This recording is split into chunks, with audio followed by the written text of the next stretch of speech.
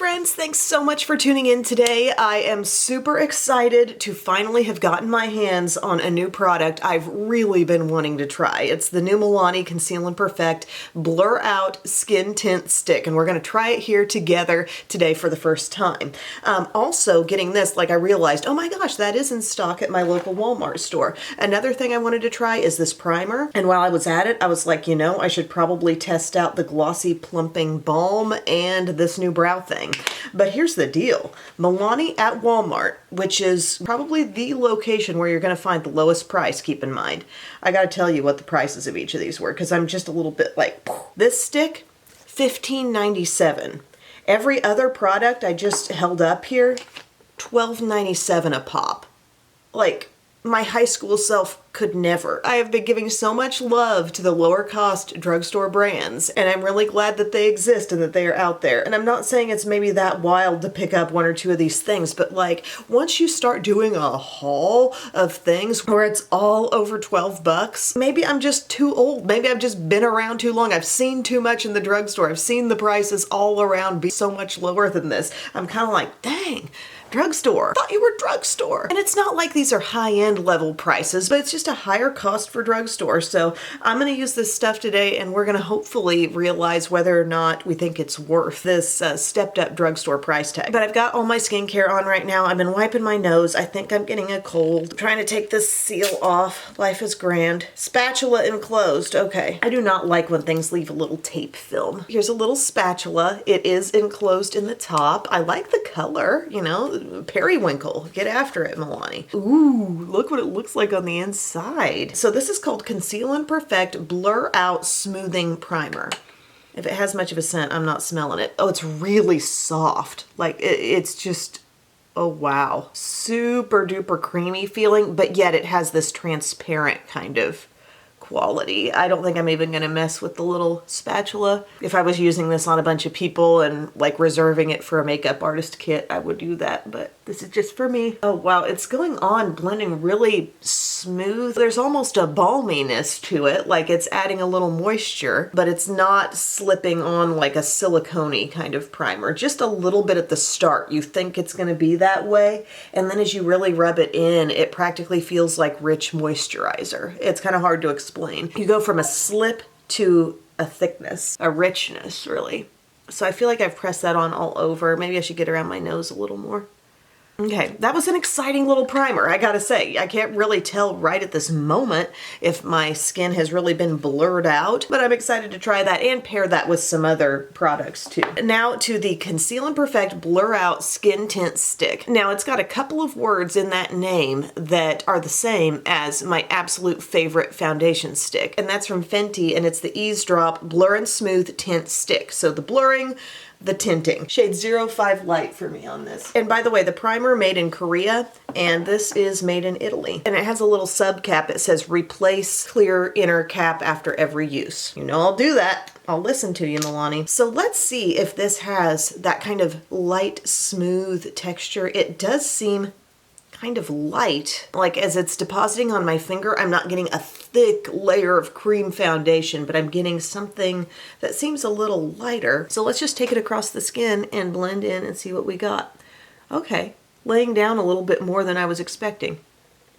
It's going on super light pressure, okay? I'm not pressing hard to get the amount of product you're seeing. So I like the way that swiped across. That did kind of remind me an application of the Fenty. And it's interesting, the entire cap is lined with kind of a silicone-y feeling thing there. They're really trying to make sure this product does not dry out. And now, as far as blending, is it going to blend easily? They call it a tint stick. What kind of coverage should we expect? Because so many things are labeled tint these days, and we really end up getting the same kind of coverage we would get out of a normal foundation. So we're going to watch for that. And I'm going to look this up real quick too, just so we can know exactly what the claims are. Okay, it's looking like straight medium coverage right now, maybe even on the lighter end of medium. So with what I've put on my face so far, I would say it's a little lighter coverage than the Fenty, and just a little less juicy on my skin compared to that. Not that the Fenty is all that sticky, but it's got some hydration. But I am just thrilled that we have a foundation stick. Swipe on a soft filter with Milani Conceal and Perfect Blur Out Tint Stick. They say it's a buildable light to medium coverage skin tint with a natural soft matte second skin finish. Okay. I am noting the fact that it's not particularly dewy at all. It's interesting to see a thin applying product that is a cream stick and it's going on your skin with a lot of ease and feeling pretty thin, and it's giving you matte coverage. So as I've blended this out, I feel like the shade was good. I do feel like I'm getting that light to medium coverage. Just looking all over my skin, and let's say imagining that I just put on a tinted moisturizer or some kind of lightweight foundation. That's really what I feel like here. Skin texture, not overly dewy or tacky at all. And I am feeling pretty matte all over. Not in a dry, caked up way, but you know, I'm just not shining. And I'm really not seeing pores at all around my nose. So maybe some of that's to the credit of this, but also we did use this primer. Going forward, I'll make sure I try the foundation without the primer just to know if it was really like blurring my pores. But they say this has muru butter to support natural skin barrier function. It's got vitamin C, vitamin E, available in 25 shades, vegan and cruelty free, and again, made in Italy. So I guess they got some reasons on the price being a little higher for this. I'm trying to build a little bit on the center of the face just to see what we can take care of here. I think Milani really is realizing that if this stick gets dry, it is not going to be the same application and blending experience for people. So they've taken care to put a sub cap on and also really line and make sure that that top cap is giving a tight and very complete closure there. So I appreciate that. What did we get from building there on the center of the face? It's not taking it a full coverage, but I'd say an application of more product is getting you to a definite medium coverage. My feeling right now on this, and keep in mind, is just my first go round putting it on. But my takeaway right now is that yes, this has a special texture and feel and ease of blending. I really appreciate that in this product. I'm not overwhelmingly in love with the way my skin looks after putting it on. Like, I probably feel more giddy after putting on Wet n Wild Bare Focus Tinted Hydrator for how that makes my skin look in the end,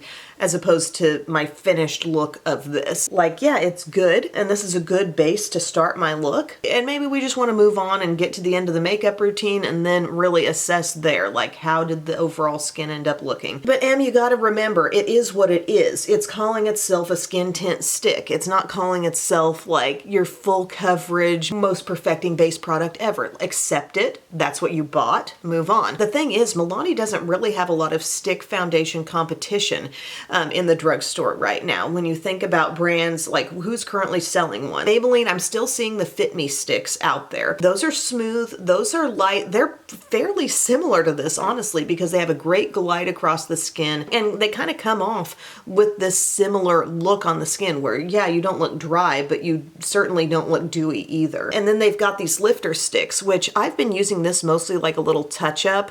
This is not as glide on, thins out on the skin, ultra easy blend as this one is. This is a little thicker. I like to just use it spotting over certain areas rather than thinking of it as an all over foundation-y product. It's not that the blend is that bad, but it's not the creaminess of something like this. So right now, liking, highly intrigued. They got a really good texture. It seems like they're trying to protect that texture, and I'm excited to go on using this more for sure. And while I've got you with me, I'll go ahead and do my concealer so you can see the way that looks, even though my concealer is not new to me. So this is just the Milani Conceal and Perfect Longwear Concealer. It's kind of the concealer that Milani carries in their line. I've got 105 Ivory Rose. Not my fave in the drugstore.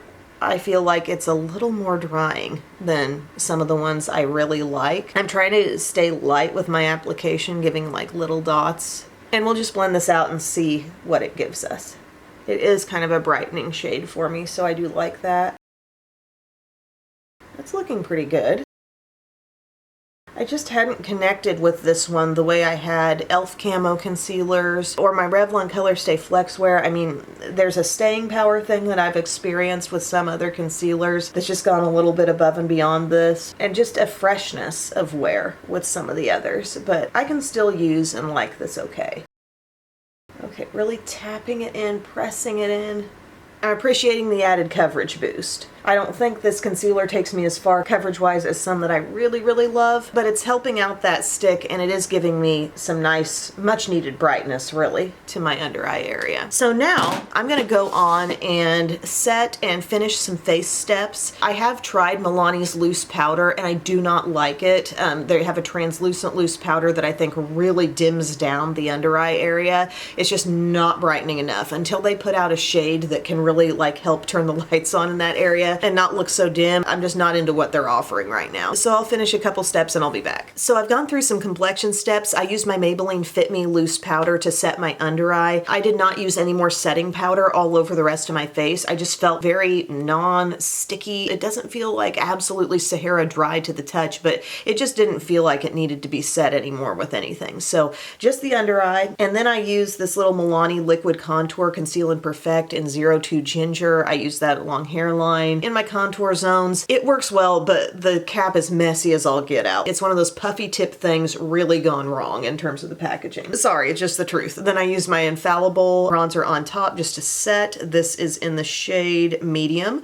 So just a light bit of that. I use this Tea Rose blush, beautiful blush from Milani, matte. And then I did this highlighter, Instant Glow Powder Afterglow Strobe Light. The way the words are on here, I always forget if it's called Afterglow and the name is Strobe Light or which is what, but I'll link to it below. And I'm really happy with the way my skin looks right now. So yeah, that foundation stick was definitely able to fit into a complexion routine that I can really enjoy. Question remains, just how long will it last? How fresh will it look all day? So as far as brows, we have this new product here called Tinted Mousse, and I'm gonna first fill in my brows and then we'll top off with this. So this is my Milani Precision Brow in Espresso.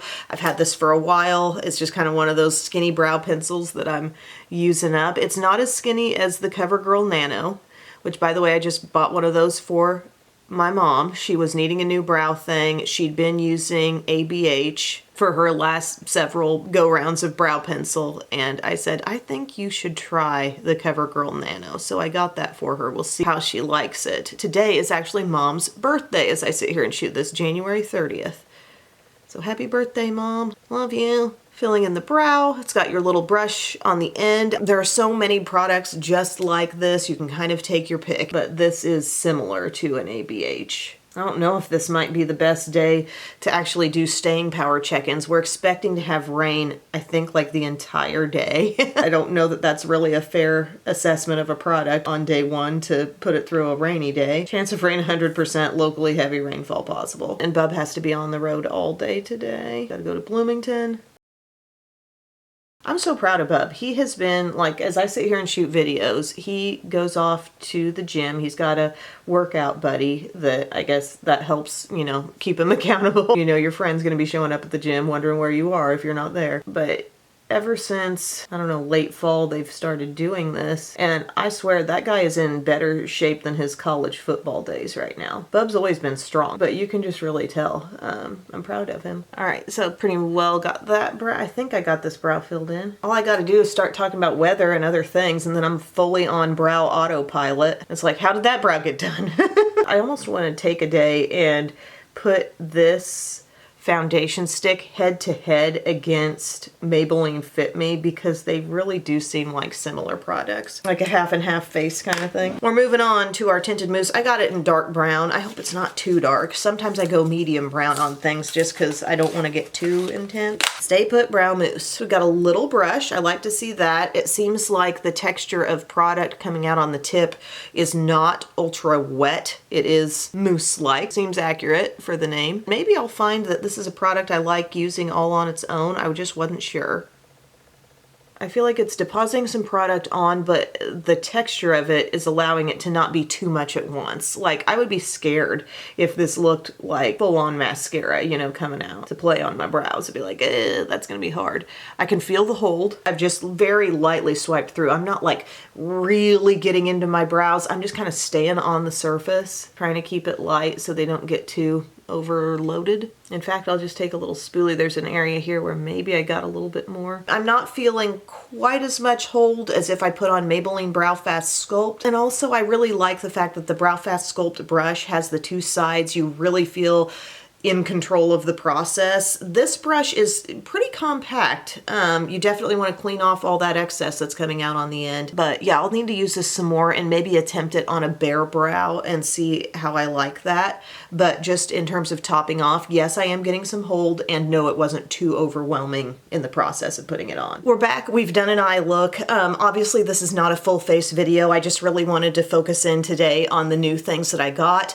But also I'm aware that there will probably be a full face Milani top 10 video at some point once I really pin down exactly how I feel about these new things. But I just threw together a very basic quick look today. I used the Milani Gilded Mini. This is the one called Champagne Problems. I used this shade in my crease. I used this shade in the outer crease, this on the outer lid, and this on the inner lid. So I just kind of went for an all matte basic brown look. A little bit of this shade smudged under my eye. I used my Milani Stay Put Tank eyeliner and then the anti-gravity mascara, which this tube's getting a little old, but it is a good dry formula mascara. If you like ones that do not feel super rich, creamy, wet, this can be good for holding curl and actually building some pretty decent length. So I'm not mad at that. And a little Cali Ray Come Hill or High Water on the lower lashes. So nothing brand new in that eye look, but almost all Milani. So finally, we've moved into our last new thing, which is this Keep It Full Glossy Plumping Balm. And I got this in the shade,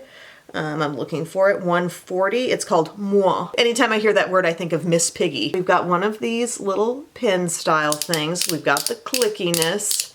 I ordered this online along with some groceries, and it was delivered with my grocery order, and I wasn't quite sure what shade to go with. Sometimes the dark shades don't get represented as dark enough. Sometimes the nude shades, you don't really know what you're getting. So I kind of went middle of the road here. So let's see what this feels like.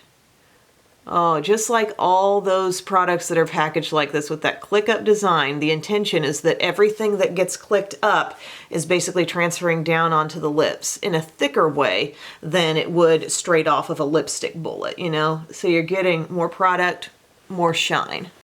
If this shade is not a Your Lips But Better color, I don't know what is. Like, it's really, now I need to click up even a little more.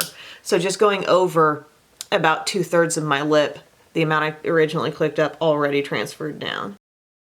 So this is all that I have on, really shiny. It totally added color to my lips. I think you need to see a swatch of it so you can tell for yourself. It's not all that sheer. It's just really matching my natural lip color a lot. So you might think, well, was that just sheer? No, it's that color, but that pretty much is my lip color as is. I'm starting to feel maybe a teeny bit of a tingle going on. It's barely there at this point. Again, super shiny, really thick. When you press your lips together, gosh, I think you might be well off just trying to get the minimal amount on your lips possible, because I'm even seeing, you know how sometimes when you get too much gloss on, you got those little, what are those called in caves? Stalactites, stalagmites? I don't know. I feel like that was a junior high scholastic bowl question there. You got those little connections trying to be made from top lip to bottom lip, like there's too much on. But yeah, it's thick. It feels like you've put on a rich, hydrating gloss, basically. Unlike lip gloss, you feel quite a bit of moisture to it. It's odd to say that. You think, well, lip glosses are really shiny and liquidy, so isn't that moisture? Not all glosses are moisture. I think of putting on a Buxom gloss, and yeah, there's shine. Yeah, it's liquefied, but yet I very much put it in a gloss category because it doesn't have that balminess when you put your lips together. This, I do feel that, so I think they were justified putting